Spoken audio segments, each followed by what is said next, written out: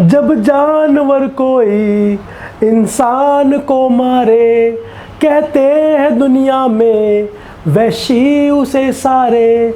एक जानवर की जान आज इंसानों ने ली है, चुप क्यों है संसार। आज ये गाना उस हथनी के लिए, उस हथनी को श्रद्धांजलि देने के लिए जिसको कुछ दरिंदों ने बेरहमी से मार दिया। घटना केरल के मल्लापुरम की है।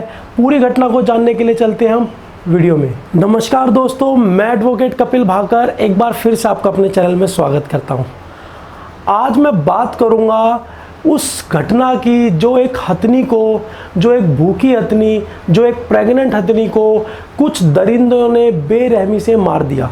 बात तो इस टॉपिक पर सभी कर रहे हैं और सभी अफसोस जता रहे हैं कि हाँ गलत हुआ, ऐसा नहीं करना चाहिए था। अफसोस तो मुझे भी बहुत हुआ, बट अफसोस के साथ मैं बताना चाहूँगा वाइल्ड लाइफ प्रोटेक्शन एक्ट के तहत उन अपराधियों को क्या सज़ा होनी चाहिए, क्या सज़ा गवर्नमेंट देगी, कितना उन पर फाइन लगाएगी और मैक्सिमम से मैक्सिमम उनकी सज़ा को कितना बढ़ाया जा सकता है। सज़ा पर जाने से पहले मैं आपको बताना चाहूँगा पूरी घटना क्या थी।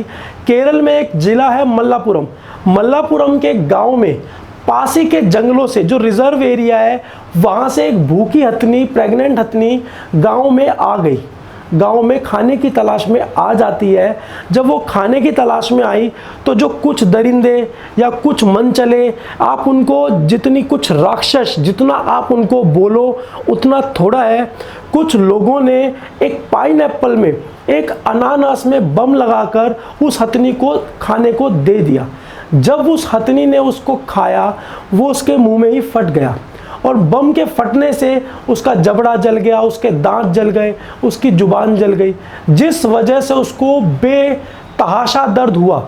आप दर्द को इमेजिन कर सकते हो। सोचो अगर आपके मुंह में कुछ इस तरीके का विस्फोट हो जाए तो आप दर्द का अनुमान लगा सकते। इतने दर्द में भी आप मानोगे नहीं, वो हथनी ने उस गांव में किसी को कुछ नहीं कहा।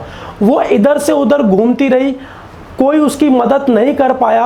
अगर किसी ने उसकी मदद करने की कोशिश की, उसको खाना देने की कोशिश की, बट अगर आपका मुंह ही जल जाए तो आप खाओगे कैसे। उस हथनी ने किसी को कोई नुकसान नहीं पहुंचाया। पास ही में वलियार रिवर है, उसी गांव के पास में वलियार रिवर है। वो हथनी भूखी प्यासी अपने मुंह की आग को बुझाने के लिए उस नदी के अंदर चली गई। वो हथनी उस नदी के अंदर 3 दिन तक रही। 3 दिन तक दर्द में तड़पती रही और जिन लोगों ने ये किया उन लोगों के कान पर जू भी नहीं रेंगी कि हमने जो किया है वो गलत किया है। उस हथनी को बचाने के लिए या कुछ ऐसा स्टेप करे ताकि अपनी भूल को सुधारा जाए। 3 दिन के बाद 27 मई 2020 को उस हथनी ने दम तोड़ दिया। जब यह घटना देश के सामने आई तो पूरे देश ने इस पर बहुत शोक मनाया कि लोगों के अंदर इंसानियत जो है बची ही नहीं। भगवान ने भी गीता में कहा है कि इस दुनिया का सबसे बड़ा पाप क्या है। मैं आपको बताना चाहता हूं, किसी बेजुबान को जो बोल नहीं सकता उसको सताना। इस दुनिया में आप मर्डर कर सकते हो, कोई भी क्राइम कर सकते हो, भगवान की नज़र में वो इतना बड़ा नहीं, बट किसी बेजुबान को आप इस तरीके से क्षति पहुंचाओगे, चाहे वो कोई भी जानवर हो, वो सबसे बड़ा क्राइम है। उसकी सज़ा आपको जरूर मिलेगी, चाहे नीचे की अदालत में मिले चाहे ऊपर की अदालत में मिले, आपको भुगतनी पड़ेगी। और साथ ही मैं आपको बताना चाहता हूं, ये मल्लापुरम जो केरल का एरिया है, ये पहले भी चर्चा में रहा है। वहां के जो लोग हैं वो जानवरों के प्रति कुछ ज्यादा ही क्रूर है।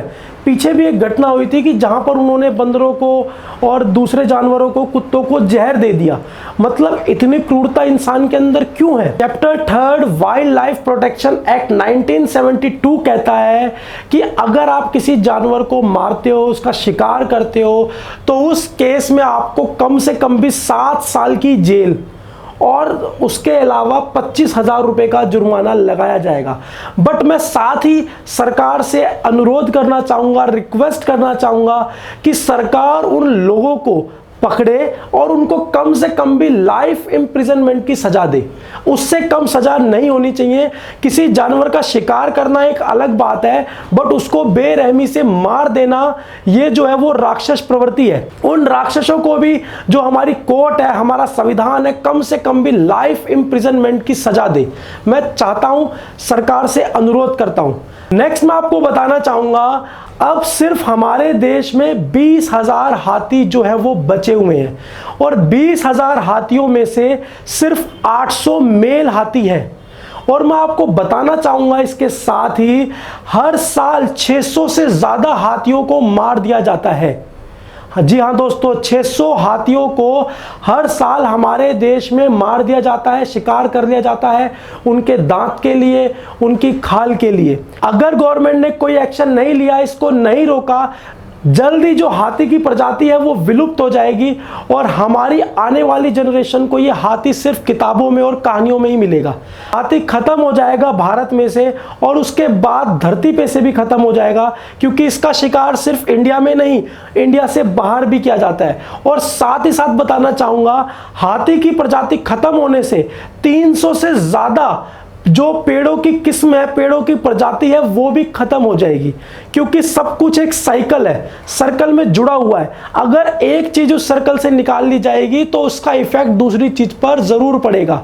और अगर लोग ये गलती दोहराते रहे, पर्यावरण के साथ, नेचर के साथ, प्रकृति के साथ छेड़छाड़ करते रहे, वो दिन दूर नहीं कि जब प्रकृति इंसान का, जैसे कभी डायनासोर हुए थे शक्तिशाली, उनका सर्वनाश किया, तो प्रकृति हमारा भी सर्वनाश कर देगी। इस वीडियो को ज्यादा से ज्यादा शेयर करो ताकि ये वीडियो उन दरिंदों तक पहुंचे और उन सब लोगों तक पहुंचे जो लोग जानवरों के प्रति जो है वो असंवेदनशील है। बस दोस्तों, आज की वीडियो में इतना ही। और मैं एक बार फिर केरल गवर्नमेंट से अपील करना चाहूंगा वीडियो के माध्यम से कि वो इस मामले का जल्द से जल्द और अच्छे से अच्छा संज्ञान ले, ताकि उन अपराधियों को उनके डेस्टिनेशन, उनको जेल तक पहुंचाया जा सके जल्द से जल्द।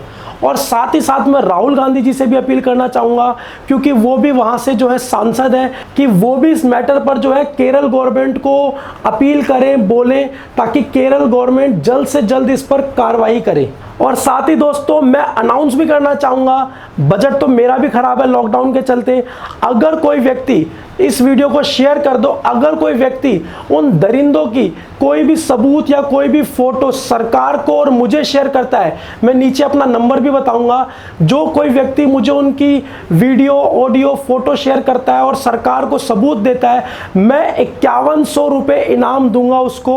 मैं बिल्कुल कहता हूँ, ठोक के कहता हूँ, 5100 रुपये मैं उसी दिन उसके अकाउंट में, पेटीएम या उसके अकाउंट में ट्रांसफर कर दूंगा। तो ज्यादा से ज्यादा इस वीडियो को शेयर करो और उन दरिंदों को पकड़ने में सरकार की ज्यादा से ज्यादा मदद करो। धन्यवाद।